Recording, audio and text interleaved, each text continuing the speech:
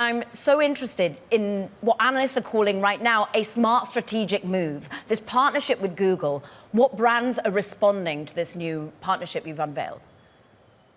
Hey, great to be on the show and want to highlight, we shared a really huge vision of having 10% of all gaming running on Roblox, which is a really big vision. And, we feel gaming is still in the prehistoric times as far as how people consume and use gaming content. We have a huge creator community who is already creating amazing businesses.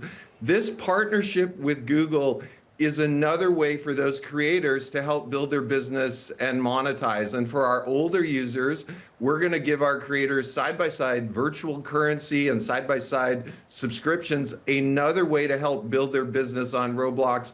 We have many creators making over $10 million a year on the platform, and some making over $50 million a year. So this is really sponsoring big emerging studios building on our platform. It's about the ecosystem. I'm interested, you say for older users, who do you think the brands really want to expose themselves to right now in terms of generations? Is it still all about Gen Z? Is it skewing upward? We shared the vision, once again, of ultimately getting to 1 billion daily active users on our platform with this intermediate step of 10% of gaming. And in last quarter, we shared a lot of fun stats. Our 17 through 24 age group is growing very rapidly. We've become a platform where more of our users are over 13. That 17 through 24-year-old segment is really hard to reach. More and more of them are on Roblox as we start to have amazing experiences, whether it's NFL Universe, Dress to Impress, experiences where these types of users are on our platform. Dress to Impress immediately makes me think about, well, obviously the retail opportunity for brands, but also how it becomes synonymous with physical world too. Take us forward as what really advertising will eventually be for Roblox.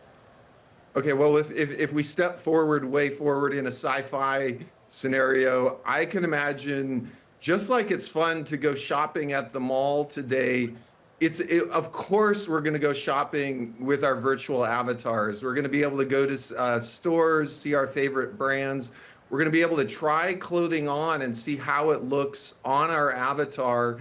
We're going to have a lot of fun doing it. And when we want to buy the physical or the virtual item, we'll be able to make that purchase. So we may look back in 10 or 20 years ago, oh my gosh, it was weird that all of our shopping on the web was 2D. Rather than jumping forward to a future 3D and ultimately 4-dimensional world. So someday maybe we'll go virtual shopping together. Well, advertisers are going to be excited by it. The analysts are excited by it because ultimately this will become a bigger and bigger part of your business model. When do you think you'll be able to break it out and show just how much advertising is bringing to your bottom line? Yeah, we, once again, on this journey to getting over 10% of the gaming market space, we've shared we expect to be growing our bookings at over 20% year on year, continuously going forward, while generating a lot of cash. And we are looking forward to when we break out the advertising revenue and the commerce revenue. We haven't shared when we will do that. Oh, come on the show, Dave, on the show. What? You got to break it for us on the show. Oh, I can't break it on the show, but I'll call you before we break it out, and I'll let you know. I appreciate that. Look, more seriously, for brands to really commit here and to stick with it, for your users to remain, it's also all about safety. I know you've been putting a lot of thought into that. You've got new parental controls that you're announcing today for us. Dave, talk us through them. Yeah, we'll take a step back. Even when we first launched the platform very early on, our goal was to build the safest place on the internet. And as Roblox has become more embedded in our culture, we're constantly shipping safety improvements. We're really trying to support parents to make great decisions for their families. So we already preemptively have screen time limits on Roblox. Parents can set that with their family. We're announcing today more parental visibility. Parents will be able to see where the people in their family, the younger people at least, are playing on Roblox. They're going to have more and more control of who their kids are friends with, And they'll actually have control over what experiences they might say is not appropriate for our family. So this notion of focusing on safety and giving parents control, in addition to all of the other safety work we do, is really a big priority for us. How does that fit with the kids' actual experience, Dave? And how do you think in any way we'll start to see less time spent on the product? We once again, there's something really cool about Roblox and this form of social media. The form of social media that Roblox is really communication and connection. And when I was a kid, sometime on rainy days, I would pick up the phone, and that's how I'd hang out with my friends. Roblox is less about sharing short videos and watching them by myself or sharing images of myself. It's about doing things with other people. And so I think parents working with the young people in their family will figure out what's right for them. At one point, you did suggest that if parents don't trust the product, they should keep their kids off. What's the reaction been to that, Dave? Well, I think there was a lot more context to that. What we were talking about is comfort and the notion we think parents should be comfortable with what the young people are doing on their platform. We do, safety is our top priority. We're shipping safety improvements every week, and this is just one of many, many announcements. One of the biggest things we do on Roblox is try to keep people on our platform so they don't go to other platforms where they may share images or where they may chat with unfiltered text. So that quote I made was about parents should be comfortable with what their family is doing. How much can AI make them more comfortable?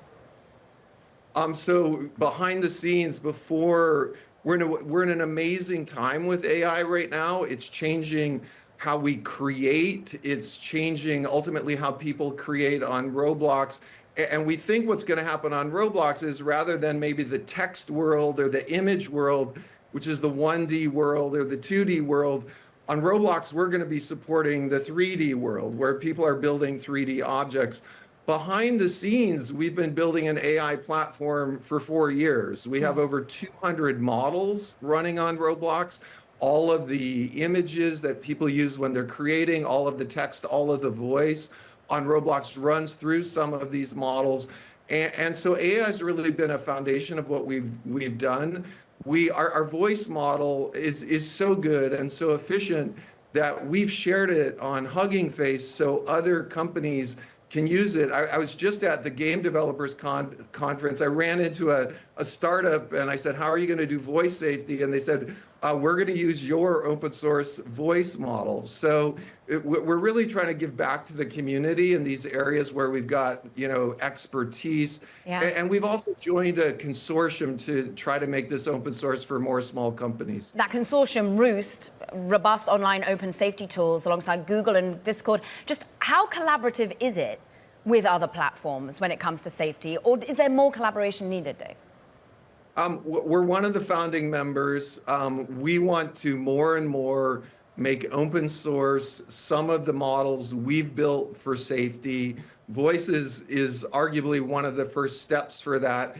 And it's exciting to me that I'm starting to hear of small startup companies who will simply use our voice model. We've also made our 3D foundational AI model, the Cube model, also open source. And we believe, once again, these foundational models, because we have such an expertise in training and building them, can be used by others. I just go back to what you said at the start there, Dave, that you wanted to build the safest place on the internet all the way back in 2006. The world was such a different place in 2006. And yes, we might, as parents, have been anxious about what our kids were doing on the streets. But now we've got an anxiety level around all of what could be going on the internet. And then you add AI on top of that and the moderation crisis that evolves of that, of ever more content that you have to oversee. Just what does it feel like as someone who I know is a parent, has their nephew, nieces using Roblox, is really thoughtful about the future of the internet? Does it upset you, or how does it make you respond when the worst of humanity creeps on it? I'm surprisingly very optimistic, and I'm I'm optimistic because more and more from the safety standpoint, AI gives us enormous power and enormous tools to help moderate both content as well as communication. On the creation side, I'm very optimistic because more and more people on Roblox are going to become creators, and people who feel they could never have designed clothing or could never have designed a new house or could never design a sports car are going to start being able to design these things by talking about them, and not just design them one time, but iterate on them, improve on them. So just like digital tools like Photoshop replaced oil painting, I actually feel AI is going to make us all feel more like creators and supercharge creativity amongst all of us. So we love the lo-fi vibes of Roblox in the past. How much is it going to become high fidelity, what we're currently seeing on our screens? The long-term spec for the product, and really one of the most difficult specifications of any technical platform, is giving artists complete freedom. And with video right now, we could argue that artists have freedom. We see animation, we see anime, we see photorealistic, we see hyper-realistic. We're introducing more and more functionality, and we mentioned this part of the notion that we want to have 10% of the gaming space on our platform. So ultimately, artists can either go our traditional blocky style, a more realistic style, or ultimately with some of the cloud facilities, we're building high-res styles that they're used to in some of the other types of games they see out there in the market. You talk about how you want to serve the market, the ecosystem, the developers. You've done, I mean, the value creation that we've seen with one of the key developers being Brookhaven has been phenomenal. They sold out to Voldex. Do you know the sort of size of deal and how many millions are going for those sorts of purchases? I can't comment on the size of the deal. I'm pretty sure the deals are starting to get into 9 figures, not 8 figures. At the Roblox Developer Conference last September, one of my 10 prognostications was we're going to see $1 billion market value deal for a studio on Roblox. And arguably, we should see that happen if we keep pushing the technology for the gaming space. And if we have 10% of the gaming in the world running on our platform, we're going to see more and more of those studios start to show up. Talking about gaming, but you're also talking about how this is ultimately a social endeavor. Who is your competitor right now? Is it eyes and minutes spent on TikTok and social media, or is it other gaming platforms? It's an interesting metaphor, and as we think about competition, we think more about this vision we have in the company, and also what is technically possible with today's technology. We know it's technically possible ultimately for a young creator to build a really interesting experience, have it immediately be live in any country, have it be within the policies of any country, have it automatically translated to any language, and have it run either on a very low-end device, a 2 GB RAM phone, or a super high-end gaming PC, and allow people to join that experience instantaneously without a download. Because we know all of this is possible and we're building it as quickly as we can, we do sometimes think our competition is our own ability to iterate quickly. Some might say about TikTok being a competitor. We had Jesse Tinsley on the show previously who said you're supporting his bid for TikTok. On a personal perspective, are you still, Dave? At a high level, I won't comment on what bid I'm supporting. I do think there's one of the things we're highlighting in our discovery system is transparency. And I think there's an underlying theme of all of these bids, whether the algorithm is running in the US or at the least it's completely transparent. I think people all around the world would like to see transparency in these algorithms. One of the things we're doing more and more on Roblox for the creators who also our users find cool experiences on Roblox is being very transparent with how our algorithm is working, so developers can know how we're forwarding things to the user. But I do think whatever the bid on TikTok is, We're going to see transparency of that algorithm and arguably an air gap where that algorithm has to run in the United States. The administration pretty involved in the TikTok bid. Now, the administration, the current SEC, now inheriting a potential investigation into Roblox. How is that going, Dave? I can't comment on that. I constantly say we run an extremely tight ship, and we're very proud of everything we do.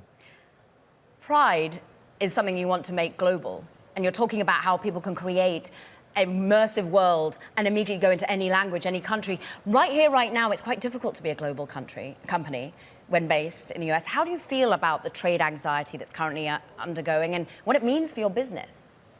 I was just in Emirates at the World Forum, and what was interesting is in Emirates, there are some top Roblox creators who are contributing code to some of the top experiences on the platform, and also some top creators who are fashion creators who are doing quite well in the virtual economy on the platform.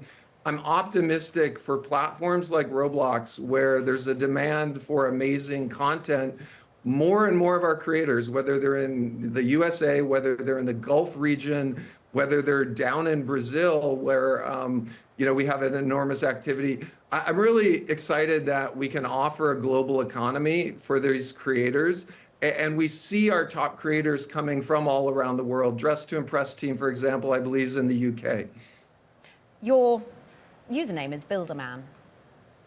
Are you still busy building a view that this is going to be the metaverse, that we're going to live in that in the next few years? Is that what the ultimate vision is here, Dave? The vision we have is humans are always trying to find a way to communicate. And we used to use the mail system, we use the phone system, we use texting, we're on video, we're communicating on video. And we believe 3D communication is going to sit side by side with that. 3D communication is pretty interesting. We can change our avatar, we can play hide and seek together, we can go to a concert together. So we're really optimistic about what we call this evolution to 3D and 4D communication. We think it's going to be big. We think this is a natural evolution of technology. We're in a great opportunity to help usher this in a safe and civil way. And when we get back to building, we actually call our people and our team within Roblox builders. So that Builderman idea has really stayed with us.